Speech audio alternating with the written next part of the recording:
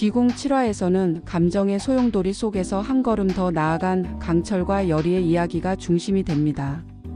단순히 윤갑의 혼을 구하려는 무녀가 아니라 이제는 왕실과 신계를 연결하는 핵심 인물이 되어가고 있는 거죠.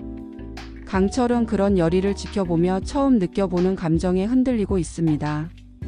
그는 과연 이 감정을 어떻게 받아들여야 할지, 그리고 자신이 여리를 위해 어디까지 할 수 있을지를 고민하죠. 강철은 여리를 지키겠다는 의지를 확고히 하며 자신의 정체를 더 이상 숨기지 않기로 합니다. 그는 왕에게 접근해 단도직입적으로 협상을 시도합니다. 왕실을 위협하는 귀신의 존재를 제거할 수 있는 유일한 존재가 자신임을 밝히며 그 대가로 여리의 안전을 요구하는 거죠. 하지만 그의 길은 순탄치 않아요. 풍사는 여리를 제거하려는 계획을 꾸미고 있고 비비는 인간의 혼을 먹기 위한 계획을 구체화하고 있습니다. 데비 또한 중전의 임신으로 자신의 입지가 흔들릴까 두려워 여리와 중전을 동시에 제거하려는 음모를 꾸미고 있죠. 이처럼 여리를 둘러싼 위협은 점점 더 구체적이고 현실적인 형태로 다가오고 있습니다. 이 모든 상황 속에서 여리는 스스로를 지키는 동시에 누군가를 지켜야 하는 위치에 서게 됩니다. 그녀는 더 이상 약한 무녀가 아니에요. 이제는 자신의 감정과 사명을 직면하며 성장하고 있죠. 윤갑에 대한 그리움과 강철에 대한 감정 사이에서 그녀는 중심을 잡으려 애쓰고 그 과정에서 그녀만의 방식으로 싸움을 준비합니다.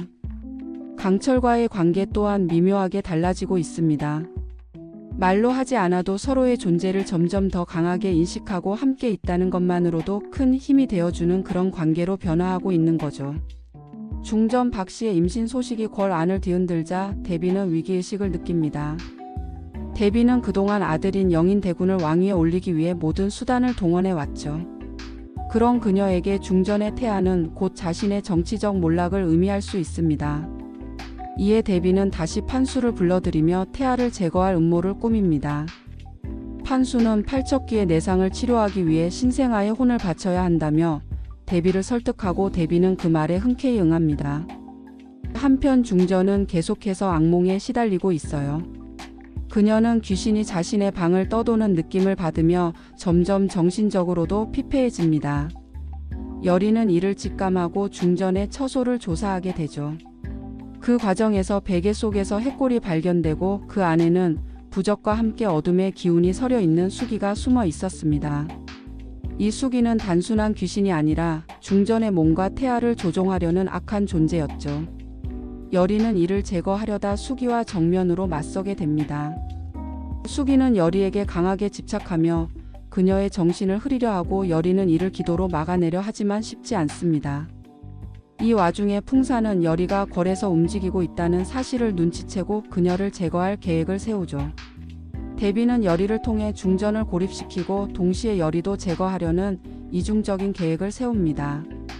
이처럼 여리는 궐 내 모든 음모의 중심에 서게 되고 그 무게는 점점 더 그녀를 짓누르게 됩니다. 중전은 여리에게 은밀히 도움을 요청하지만 중전 스스로도 누구를 믿어야 할지 혼란스러워하죠. 그녀는 여리와 짧은 대화를 통해 어린 시절 넙덕을 기억해내며 자신 역시 여리와 같은 운명을 가진 자일 수 있다는 암시를 던집니다. 이 장면은 여리와 중전이 단순한 죽음과 무녀의 관계가 아니라 어떤 운명적인 연으로 엮여 있음을 암시하는 중요한 장면이에요. 비비는 드디어 본격적인 행동에 나섭니다. 인간 세상에 다시 내려온 그는 인간을 이용해 승천하려는 목적을 드러내죠. 환갑이 넘은 양반들의 혼을 모으기 위해 그는 자신만의 방식으로 양반들을 하나씩 없애기 시작합니다. 비비는 그 과정에서 인간의 탐욕과 제약을 이용하고 이는 귀신보다 더 공포스러운 방식으로 사람들을 파멸시킵니다. 그가 죽이는 양반들 중에는 여리를 의심하거나 배척했던 자들도 포함되어 있어요. 여리는 이를 눈치채고 비비가 단순히 강철의 동생이 아니라 훨씬 더 큰 악의 근원일 수 있다는 직감을 하게 됩니다. 비비는 형인 강철이 여리에게 마음을 두고 있다는 사실을 눈치채고 그것을 약점으로 삼으려 하죠. 그는 여리를 통해 강철을 흔들고 윤갑의 몸에 갇혀있는 형을 완전히 소멸시키기 위해 도발을 시작합니다. 이 과정에서 비비는 풍상과 접촉하게 되고 둘은 여리를 제거하는 데 뜻을 함께합니다. 비비는 귀신들을 조종할 뿐 아니라 인간 심리를 조작하는 능력까지 갖고 있어 여리에게 있어 단순한 테마 대상이 아닙니다. 그는 여리의 마음 깊은 곳에 있는 두려움을 끄집어내려 하고 여리는 그에 맞서 스스로의 감정을 정리하며 내면의 힘을 키우기 시작해요. 이 대립은 강철에게도 큰 변화를 가져옵니다. 그는 이제 더 이상 여리에 대한 감정을 부정하지 않고 그 감정을 인정하며 진정한 보호자가 되려 합니다. 여리가 다른 사람의 손에 다칠까봐 두려운 그는 신의 금기를 깨고 인간의 방식을 따르려는 결심을 하게 되죠. 강철과 비비의 관계는 단순한 형제의 대립이 아니라 존재의 목적과 방향성 자체가 다른 길이라는 것을 보여주며 이들의 충돌은 드라마의 다음 핵심 축이 됩니다. 강철이 자신이 이무기임을 고백한 뒤 왕은 처음엔 그를 믿지 못하고 혼란에 빠집니다. 귀신과 신적 존재를 숭상하는 문화가 사라진 지금 왕은 강철을 단지 기이한 술법을 부리는 자로 여기죠. 하지만 여리와 강철이 힘을 합쳐 팔척기와 수기를 막아낸 사실, 그리고 백성들 사이에 다시 떠오르는 불안감은 그를 현실적으로 받아들이게 만듭니다.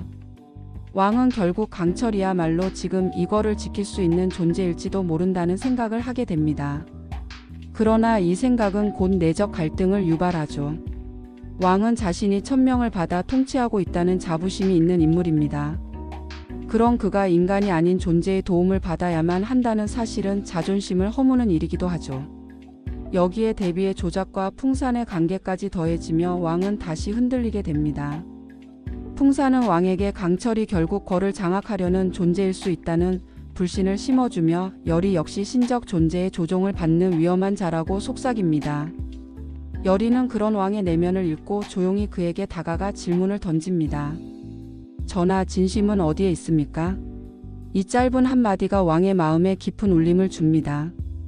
여리의 눈빛 속에서 그는 공포가 아닌 순수한 의지를 발견하죠. 진심으로 백성을 걱정하고 누군가를 위해 목숨을 걸 수 있는 사람. 여리가 그런 사람이라는 걸 깨닫게 되며 왕은 다시 갈등하게 됩니다. 여리와 강철에게 힘을 실어줘야 할지 아니면 대비와 풍산의 손을 들어야 할지. 그의 선택은 앞으로의 거래 향방을 결정짓는 중요한 분수령이 됩니다. 7화의 마지막은 어둠과 마주한 여리와 강철의 이야기로 이어집니다. 수기는 완전히 사라지지 않았고 팔척기 역시 어딘가에서 기회를 엿보고 있어요. 결계를 다시 세운 여리와 강철은 마음을 가다듬지만 이번엔 기운이 예전만큼 강하지 않습니다. 야광주는 이미 대부분의 빛을 잃었고 강철 역시 팔척기와 수기와의 싸움으로 힘이 상당히 약해져 있는 상태죠. 이런 상황에서 여리는 조용히 두 손을 모읍니다. 윤감, 나에게 힘을 주세요. 그녀의 기도는 단순한 외침이 아닌 간절한 영혼의 울림입니다. 그 순간 공기 중에 스산한 기운이 감돌고 다시 한번 악기가 깨어납니다. 이번에는 수기가 아닌 수기의 상위 존재인 암기가 깨어나는 듯한 기운이에요. 여리는 정신을 집중해 결계를 강화하려 하지만 그녀의 몸은 이미 지쳐 있습니다. 강철은 그런 여리를 바라보다 자신이 대신하겠다고 나서죠. 그는 윤갑의 몸 안에 갇혀 있지만 지금 이 순간만큼은 여리의 곁에 있기 위해 모든 실력을 끌어올립니다. 그러나 비비는 그 틈을 놓치지 않습니다. 그는 강철과 여리가 만든 결계 안으로 어둠의 기운을 밀어넣기 시작하죠. 그 기운은 여리의 마음 깊숙한 곳에 있던 상처를 자극하며 그녀의 기억 속 윤곽과의 장면들을 왜곡시키기 시작합니다. 여리는 그 기억들이 진짜인지 혹은 비비의 환영인지 혼란에 빠지게 되고 그 틈을 노려 아끼는 그녀의 몸에 손을 뻗습니다. 바로 그 순간 윤갑의 목소리가 들려옵니다. 여리야, 두려워 마라. 나 아직 너 곁에 있다. 이 한마디는 여리에게 다시 힘을 불어넣고 그녀는 결계를 다시 고쳐 세우기 시작합니다. 강철은 그 옆에서 팔을 펼치며 천둥과 번개를 몰아세우고 어둠 속에서 둘의 빛이 또렷하게 피어오릅니다. 이 장면은 기공 7화의 가장 감정적인 클라이맥스를 장식하며 사랑과 진심, 그리고 인간의 강인함이 귀신보다 강할 수 있다는 메시지를 전달합니다. 마지막 장면에서는 어둠이 잠시 물러가고 여리의 손에 희미하게 빛나는 야광주 하나가 남아있죠. 그것은 다음 회차로 이어지는 희망의 불씨이자 여리와 강철이 아직 끝나지 않았다는 신호일지도 모릅니다. 귀공 7화 뇌피셜 소설형 리뷰였습니다. 강철과 열이 그리고 왕실 전체가 격동의 밤을 맞이한 이 회차, 여러분은 어떤 장면이 가장 인상 깊었나요? 댓글로 여러분의 내피셜도 공유해 주세요. 좋아요와 구독은 다음 리뷰를 만드는 큰 힘이 됩니다. 그럼 우리는 8화에서 또 만나요.